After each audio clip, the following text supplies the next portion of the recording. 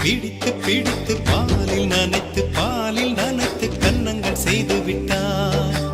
உலக மலர்கள் பறித்து பறித்து 2 பந்துகள் அமைத்து அமைத்து பெண்ணை சமைத்து விட்டார்.